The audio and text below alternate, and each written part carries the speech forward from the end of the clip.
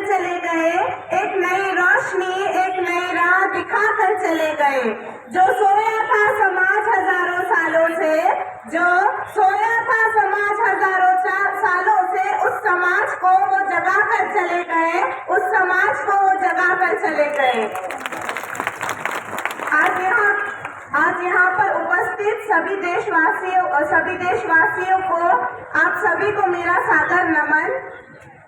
मेरा नाम तस्मिया नूर आलम खान है। मैं माउंट पब्लिक स्कूल और जूनियर कॉलेज नांदाफाटा वहाँ की कक्षा 12वीं की छात्रा हूँ और मुझे यहाँ मिस आसमा नवाज बेग ने बुलाया है अपने विचार सादर करने के लिए। तो मैं उसके लिए जिसने भी मुझे मौका दिया है और मिस आसमा नवाज बेग का भी मैं शुक्रिया अदा करती हूँ। आज हम यहाँ उस महान आत्मा को श्रद्धांजलि देने एकत्रित हुए हैं जिन्होंने भारत को सिर्फ एक संविधान ही नहीं दिया बल्कि जीने का सलीका सिखाया है। आज 6 दिसंबर है, भारत रत्न डॉक्टर भीमराव रामजी आम्बेडकर जी का महापरिनिर्वाण दिवस। साथियों, बाबा साहेब सिर्फ एक नाम नहीं बल्कि एक विचारधारा है।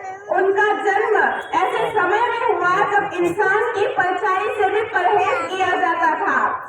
स्कूल के क्लासरूम से बाहर बैठकर पढ़ने वाला वो बालक आगे चलकर कोलंबिया यूनिवर्सिटी और लंदन स्कूल ऑफ इकोनॉमिक्स से डिग्रियां हासिल करके विश्व रत्न बने। उन्होंने हमें सिखाया कि कलम की ताकत तलवार की ताकत से कहीं ज्यादा बड़ी होती है। उन्होंने अपना पूरा जीवन समाज के दबे कुचले, शोषित और वंचित लोगों को उनका अधिकार दिलाने में लगा दिया। वह कहते थे, गुलामी से बदतर है वो जीवन जिसमें आप अपने अधिकारों के लिए लड़ नहीं सकते। उन्होंने हमें सिखाया कि अपनी मुक्ति के लिए तुम्हें किसी भगवान या अवतार का इंतजार नहीं करना है, तुम्हारी मुक्ति का रास्ता तुम्हारी कलम से निकलेगा। आज अगर आप आजाद हवा में सांस ले रहे हैं, आज अगर एक गरीब का बच्चा भी कलेक्टर बनने का सपना देख सकता है, आज अगर महिलाएं पुरुषों के साथ कंधे से कंधा मिलाकर खड़ी है, तो ये केवल और केवल डॉक्टर बाबा साहेब आम्बेडकर की देन है। उन्होंने इस देश को वो ताकत दी जिसे वोट कहते हैं।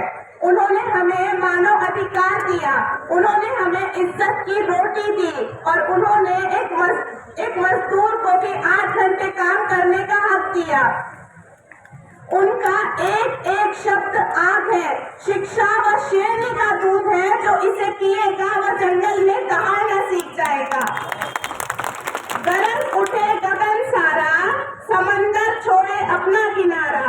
गरज उठे गगन सारा, समंदर छोड़े अपना किनारा। हिल जाए जहां सारा, जब गूंजे जय भीम का नारा। सर उनका ऊंचा है जो उनके कदमों पर चलते हैं, सर उनका ऊंचा है जो उनके कदमों पर चलते हैं, वरना आज भी कई लोग जात पात की सड़ी हुई आग में जलते हैं, आग में जलते हैं।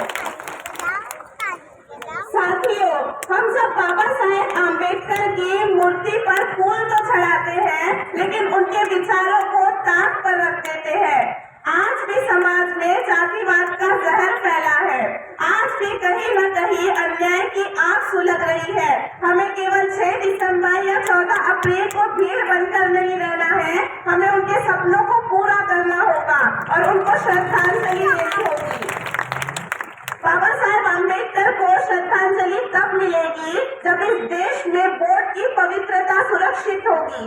उन्होंने हमें रानी के पेट से नहीं, मतपेटी से राजा चुनने का हक दिया था, लेकिन आज जब जनादेश को धनबल से खरीदा जाता है, जब लोकतंत्र की सरेआम नीलामी होती है और जब एक आम आदमी को शक होने लगता है कि मेरा वोट वाकई गिना गया या नहीं, तो ये बाबा साहेब के अपमान है। श्रद्धांजलि उन्हें तब मिलेगी जब राजा ईवीएम या चोर दरवाजे से नहीं बल्कि जनता के भरोसे से चुना जाएगा। बाबा साहेब आम्बेडकर को श्रद्धांजलि तब बचने के लिए संघर्ष करना बंद कर देगी। हम संसद में बेटी बचाओ बेटी पढ़ाओ के नारे लगाते हैं, लेकिन हकीकत ये है कि आज अपराधी बेखौफ घूम रहे हैं और बेटियां खौफ में जी रही है। भागलपुर हो या कोलकाता, जब न्याय मांगने के लिए मोमबत्तियां जलानी पड़े तो समझ लीजिएगा कि संसद में बैठे लोग अंधे हो चुके हैं। बाबा साहेब आम्बेडकर को श्रद्धांजलि तब मिलेगी जब हम धर्म के नशे से बाहर निकलेंगे। आज देश में ये चर्चा नहीं होती कि स्कूल की छत टपक रही है या नहीं, चर्चा इस पर होती है कि छात्र ने सिर पर क्या पहना है। जब एक बेटी हिजाब पहनकर क्लास में आती है तो आपको उसका धर्म दिखता है, लेकिन अगर बाबा साहेब होते तो उन्हें उस बेटी की आंखों में शिक्षा की भूख दिखाई देती।